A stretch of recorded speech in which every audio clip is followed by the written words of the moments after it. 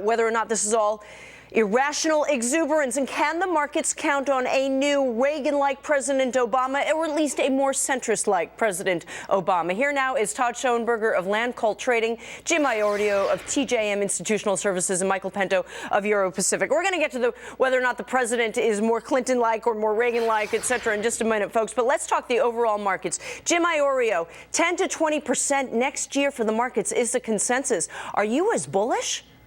I am not as bullish as all that. I am bullish on the market, too. And the thing I like about it the most is that, we hear a ton of these economists now raising their GDP estimates to around 3.5%. I think they're a little too optimistic. And I think things will drag down GDP like the muni market, housing, labor. And that's not bad for the stock market, because that means is that the Fed is going to keep accommodation going the way it is. So I think the dollar will continue to be pressured. And there's people who tell me that, no, well, the dollar strengthened since November. That's not really true. The dollar index is confusing because the euro and the yen are in there, and both of those, the yen is a carry currency and the euro has its own problem. So measure the dollar against the Swiss, Aussie, Canada, and gold, and you get a much different picture. And I think that's why the dollar's going lower, is because it doesn't fare favorably against those four things. Bottom line, you're comfortable with staying in stocks, regardless if it's not as much as other people. Todd, what about you? I am. You definitely want to stay in stocks right now, Michelle. I mean, you'd be a fool to be on the sidelines. Look, when you just look at history, the third year of a presidential term, going back to 1940,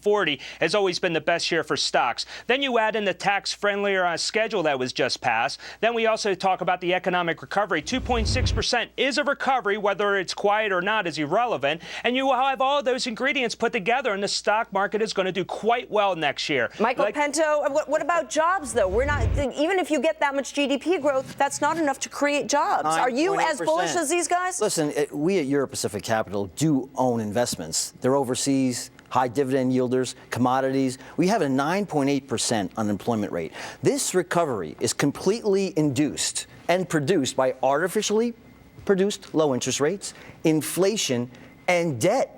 And debt upon debt upon debt. How can I be upbeat about the economy when we have all this artificial and those are long-term concerns, Michael. Remember that. I'm sorry? Those are long-term concerns, Michael. When you start thinking of that, that's what you have to worry about down the road. Short-term, though, I want to know how I'm going to make money, and I want to be in equities right now. Okay, well, Michael, the other thing, too, is that you don't have to be up... and international dividend producers. That's done fantastic for us and our clients this year. You don't have to be upbeat the economy. You don't have to be upbeat the economy to be upbeat the market. If the case was we needed a good economy to have a good market for the last year and a half, with the last 85% move, how do you explain that? To Wick, guys, hold on. Let's bring in Steve Leisman here, because we've done this entire survey here at CNBC, exclusive Fed survey. It's out today, revealing just what investors think about Bernanke and the QE2 impact. Steve Leisman has the details. Steve.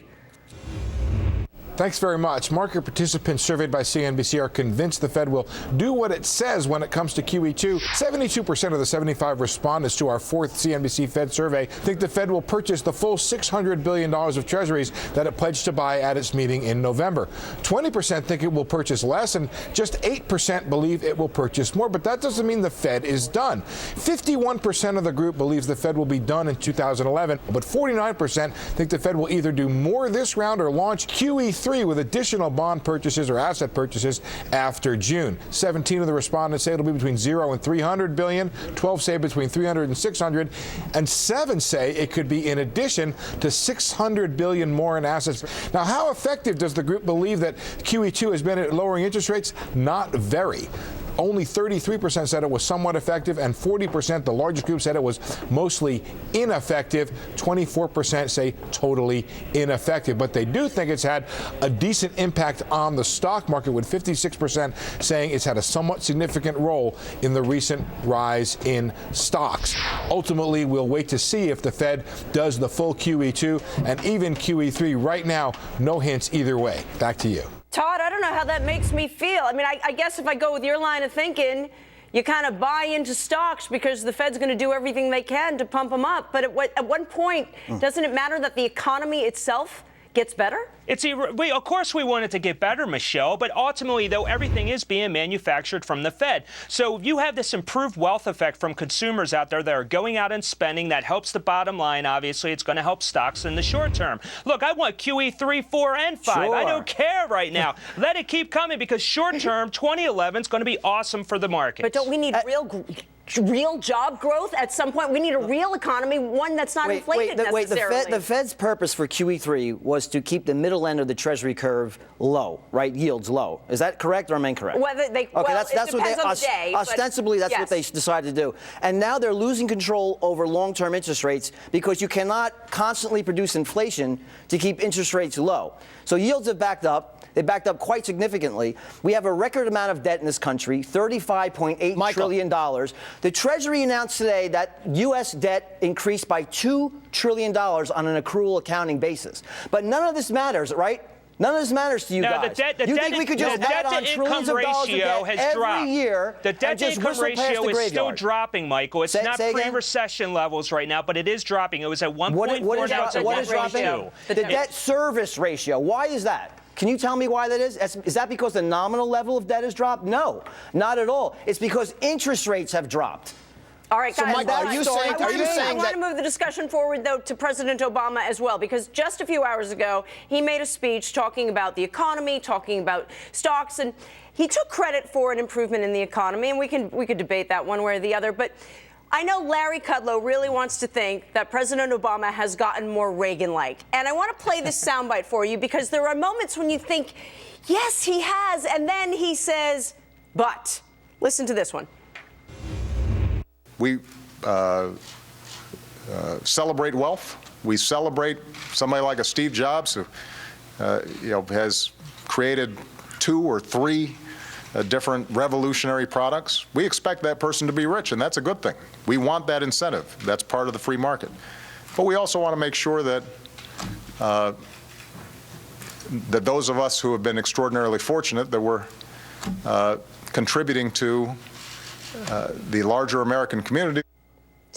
To be sure that he's contributing to the larger American community. I mean, he doesn't seem to acknowledge that 34,000 jobs exist because of Steve Jobs, just at Apple alone, that there are subcontractors all over the world that are creating jobs because of the products that Steve Jobs has created. Well, he does there are shippers all over the world. Michelle, I believe him. I think he does celebrate wealth because the government can come in and tax it and take it away from you. That's why he's so happy about wealth. He doesn't believe in the underlying essence of the American economy. Michelle, and that job creation itself is something to be applauded.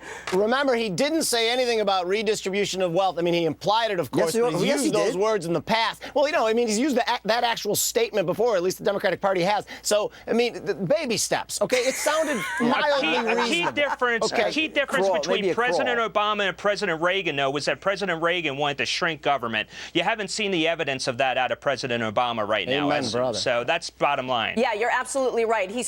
Ronald Reagan started with the position that every dollar that you earned was yours to keep and that the government had better be justified in taking that first dollar, because every dollar the government spent, they had to take from somebody else. But I don't want to take any money away from Stephen Jobs.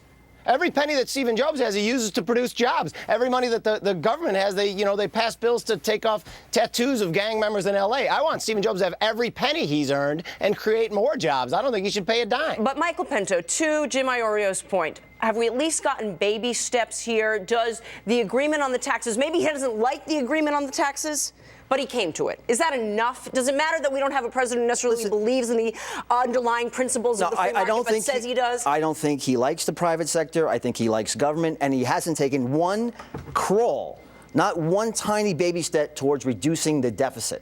When is that going to occur? That's the crux of the matter. I disagree. You could argue that the tax package is a pro-growth package, and that the best way to reduce the deficit is when the economy grows. That's when you get the most tax revenue. I agree with that completely. But you have to also address the fact that we are spending too much. You have to cut spending. You have to cut taxes to incentivize the private sector, but you must also at the same time cut spending, because we're heading down a path towards Greece, and this other gentleman, Mr. Schoenberger, sounds a lot like Krugman.